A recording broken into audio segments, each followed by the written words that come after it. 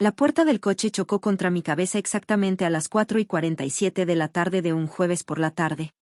Sé la hora precisa porque todavía tenía la pantalla del teléfono visible en la mano, con el 911 marcado pero sin haber presionado llamar, cuando el mundo explotó en estrellas y oscuridad. Había vuelto a respirar mal. Me llamo Sofía y, a los 16, había aprendido a controlar casi todas mis funciones corporales para evitar la furia de mi papá.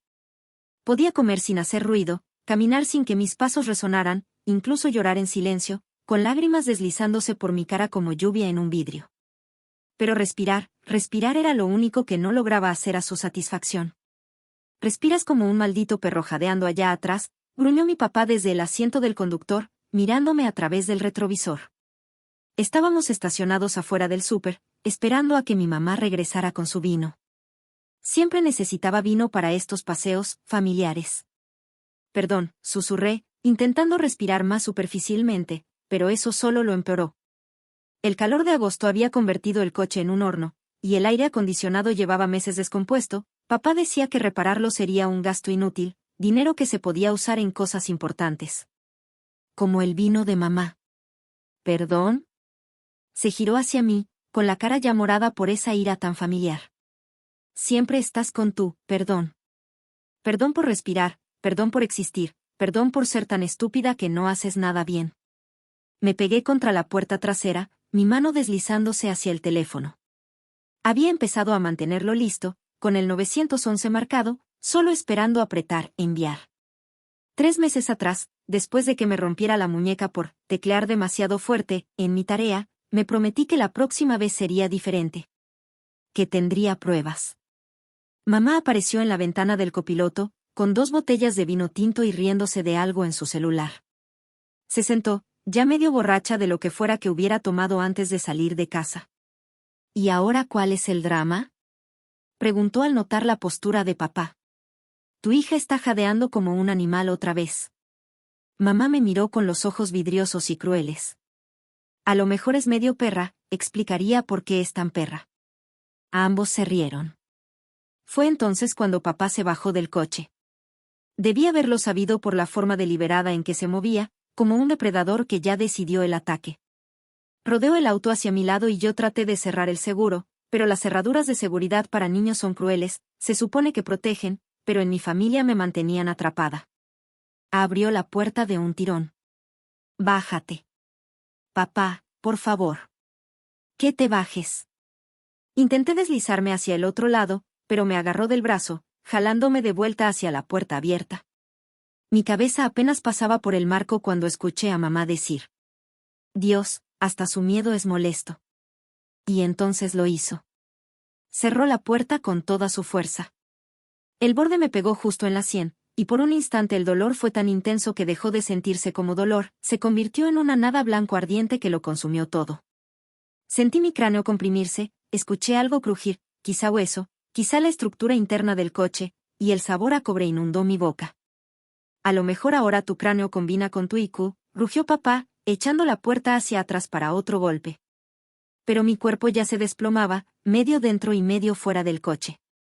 La sangre me corría a los ojos, tibia y espesa, y entre la neblina roja vi a mamá inclinarse desde el asiento delantero, riéndose. La sangre de verdad resalta lo inútil que eres, balbuceó con aliento a vino. Como maquillaje, pero honesto. Todavía tenía el teléfono en la mano. Más por reflejo que por pensar, mi pulgar presionó el botón de llamada. Mientras papá me jalaba del cabello para colocarme en posición para otro golpe, alcancé a susurrar 3 palabras. Ayuda, estacionamiento. Y me hice la muerta. No fue difícil. La inconsciencia me jalaba, y la pérdida de sangre volvía todo distante y extraño. Pero aguanté, manteniendo el teléfono oculto bajo mi cuerpo, dejando que creyeran que me habían dejado inconsciente. Mierda, dijo papá, pero no sonaba preocupado, solo fastidiado. Ahora tenemos que lidiar con esto. Está bien, respondió mamá. La reina del drama seguro está fingiendo. Dale otro golpe. ¿Aquí, en público? Papá miró alrededor del estacionamiento. Algunas personas cargaban sus compras, pero nadie parecía mirar. Mejor la llevamos a casa primero. Discutieron 30 segundos, 30 segundos en los que la operadora del 911 grababa todo, en los que mi sangre se acumulaba en el asfalto, en los que algunos testigos empezaban a notar que algo andaba mal. «Señor, ¿esa chica está bien?», preguntó una voz femenina, lejana pero preocupada. «Ocúpese de sus propios asuntos, carajo», gruñó papá. Y entonces comenzaron las sirenas. El rostro de papá se puso pálido. Mamá dejó caer la botella de vino, que se hizo pedazos contra el suelo, mezclando el rojo del vino con mi sangre en una pintura abstracta de violencia. «Maldita perra», me escupió papá al ver mi teléfono. «Llamaste». Las patrullas frenaron en seco en el estacionamiento, seguidas por una ambulancia. Los oficiales nos rodearon antes de que papá pudiera correr, aunque vi que lo calculó, con la mirada saltando entre posibles rutas de escape. «Aléjese de la muchacha», ordenó un oficial, mano en su arma. «Es mi hija», protestó papá. Se calló, es torpe, siempre lo ha sido. «Señor, aléjese». «Ahora». Los paramédicos corrieron hacia mí, y por fin me permití hablar. Me azotó la cabeza con la puerta, susurré a la paramédica que me sostenía el cuello con cuidado. «A propósito». Porque estaba respirando demasiado fuerte. Ella miró la herida en mi sien, con la forma exacta del borde de la puerta marcada en la hinchazón, incluso con el patrón de la goma estampado, y su rostro se endureció. «Ya te tenemos, corazón. Estás a salvo».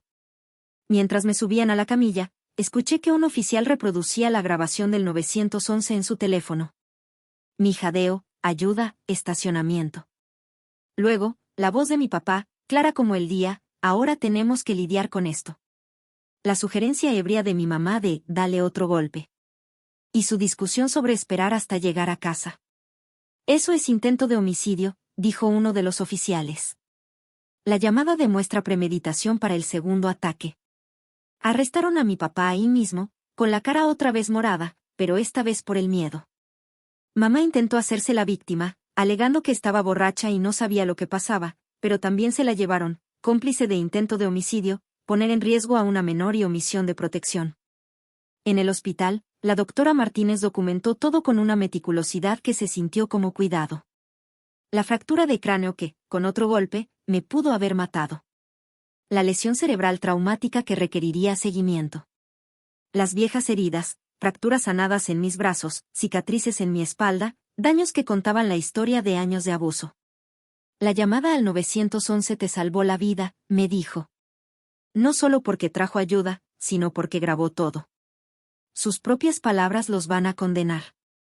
Mi tía Sara llegó al hospital 6 horas después, manejando desde 3 estados de distancia. Me miró y rompió en llanto. Yo lo sabía, sollozó.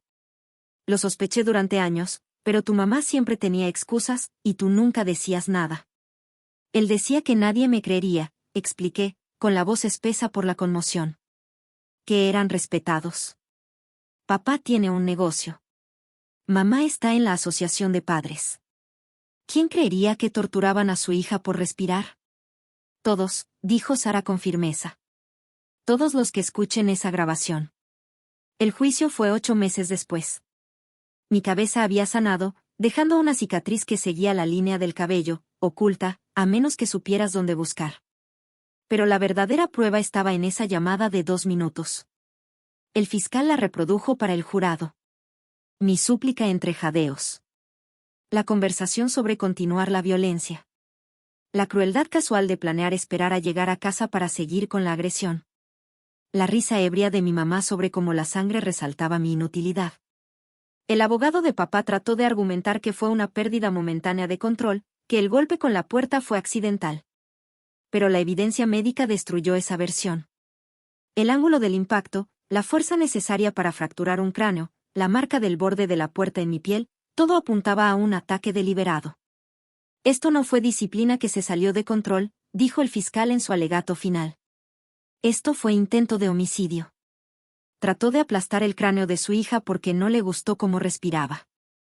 Y cuando pensó que lo había logrado, su única preocupación fue evitar las consecuencias. El abogado de mamá intentó la defensa de alcoholismo, alegando incapacidad disminuida. Pero la grabación la captó claramente alentando más violencia, y su historial de encubrir abusos previos mostró un patrón de complicidad. cuando fue mi turno de dar mi declaración como víctima, me puse de pie con cuidado, la lesión cerebral todavía afectaba mi equilibrio a veces. Trataste de matarme por respirar, le dije, mirándolo directo. La función humana más básica, y la encontraste ofensiva. Pero lo que no entendiste es que cada respiración que tomaba era un acto de desafío. Cada inhalación era yo eligiendo vivir a pesar de ti. Y esa llamada al 911 fue mi manera de respirar mi verdad hacia el mundo. Me volví hacia mamá. Te reíste mientras mi sangre caía al suelo. Encontraste entretenimiento en mi posible muerte. Pero ese vino que tiraste se mezcló con mi sangre en el asfalto, y las fotos de la escena lo muestran claramente. Brindaste, literalmente, por mi intento de asesinato. El jurado lo vio. Todos lo vieron. Papá recibió 25 años por intento de homicidio y abuso infantil agravado. Mamá recibió 15 como cómplice. Ambos perdieron todos los derechos parentales, y el negocio de papá se vino abajo en meses, cuando la historia se esparció por la comunidad. La mujer del estacionamiento también testificó. Ella había empezado a grabar con su celular cuando papá le gritó, captando el momento en que yo estaba inconsciente, con un charco de sangre, y ellos discutiendo cómo encubrirlo. Su testimonio selló su destino. Ahora vivo con mi tía Sara. Me ha ayudado con la terapia física por la lesión cerebral, las pesadillas en las que todavía siento la puerta viniendo hacia mi cabeza, y los ataques de pánico que me provoca escuchar una puerta de coche cerrarse con fuerza. Pero estoy sanando. Ahora respiro tan fuerte como quiero, respiraciones profundas y llenas que demuestran que estoy viva. A veces me grabo respirando, solo para recordarme que ese sonido no es ofensivo. Es el sonido de la supervivencia. La cicatriz en mi sien se ha desvanecido hasta convertirse en una línea blanca fina, pero no la escondo. Cuando la gente pregunta, digo la verdad. Mi papá intentó matarme por respirar demasiado fuerte, pero respiré lo suficiente para llamar al 911. La policía me dio una copia de esa llamada después del juicio. 2 minutos y 13 segundos que lo cambiaron todo. Nunca la he escuchado, ya lo viví una vez, y fue suficiente, pero la tengo guardada en 3 lugares distintos, prueba de que a veces los actos más pequeños de desafío pueden derribar a los tiranos más grandes. Hoy en día, soy voluntaria en una línea de ayuda para adolescentes en crisis. Cuando me llaman, con miedo y en susurros, temiendo que sus padres los escuchen, siempre les digo lo mismo. Sigue respirando. Ten tu teléfono listo.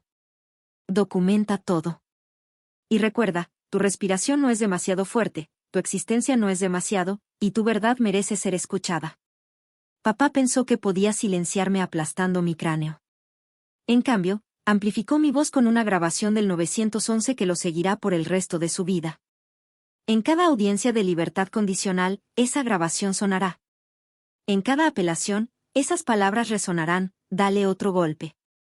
Tenía razón en una cosa, mi cerebro quedó dañado. La lesión me dejó con algunos problemas de procesamiento y migrañas ocasionales. Pero mi IQ resultó más alto después de la lesión que antes. Al parecer, sobrevivir a un intento de homicidio es una excelente motivación para la excelencia académica. Me gradué como mejor promedio el mes pasado. En mi discurso hablé del poder de respirar, de usar la voz, de negarte a ser silenciado. No mencioné a papá directamente, pero todos sabían. Nuestro pueblo pequeño siguió el juicio de cerca. La puerta del coche se cerró contra mi cráneo cuando tenía 16.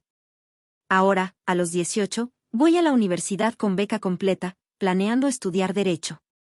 Quiero ser la fiscal que reproduce esas grabaciones, que muestra esas fotos, que asegura que cada padre que lastime a su hijo por respirar enfrente la justicia. Porque respirar no es un crimen. Es una revolución, una inhalación a la vez.